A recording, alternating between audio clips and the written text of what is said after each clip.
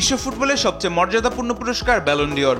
প্রতি মৌসুম শেষে সেরা ফুটবলারের হাতেই ওঠে ট্রফিটি। আগামী 22 সেপ্টেম্বর জানা যাবে কার হাতে উঠবে এবারের ব্যালন ডিওর। এর আগে বৃহস্পতিবার মনোনয়ন প্রাপ্তদের 30 জনের সংক্ষিপ্ত তালিকা প্রকাশ করেছে আয়োজকরা। গত মৌসুমে ফ্রান্সের সব শিরোপাই ঘরে তুলেছে পিএসজি। মৌসুম জুড়েই নিজেদের সেরা ছন্দে ছিলেন লা প্যারিসিয়ানরা। 2025 ব্যালন ডিওরের মনোনয়নের তালিকায়ও দেখা গেছে ফরাসি জায়ান্টদের দাপট। 30 জনের মধ্যে সর্বোচ্চ 9 জন ফুটবলার পিএসজির।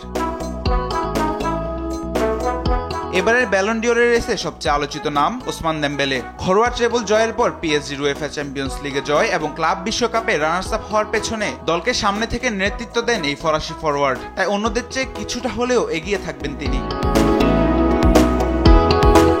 ডেম্বেলের সঙ্গে লড়াইয়ে থাকবেন মৌসুম জুড়ে আলো ছড়ানো বার্সেলোনার 2 তারকা লামিন ইয়ামাল এবং রাফিনিয়া। গত মৌসুমে কাতালানদের Spanish super cup, Copa del Rey এবং লা লিগা জয়ের পেছনে দুজনে ছিলেন সেরা ছন্দে। তাই সেরা ট্রফিটি জয়ের অন্যতম দাবিদার ইয়ামাল এবং রাফিনিয়া। গত বছরের মতো এবারও ব্যালন ডিওরের সংক্ষিপ্ত তালিকায় জায়গা পাননি ফুটবলের 2 মহাতারকা ক্রিস্টিয়ানো রোনালদো এবং লিওনেল মেসি। 2024 সালে ব্যালন ডিওর জিতেছিলেন ম্যান সিটির স্প্যানিশ মিডফিল্ডার রদ্রি। 2025 সালে সেরার মুকুট কার মাথায় ওঠে সেটা জানতে হলে অপেক্ষা করতে হবে আরো কিছুদিন। মাহমুদ তামিম, স্পোর্টস ডেস্ক, দেশ টিভি।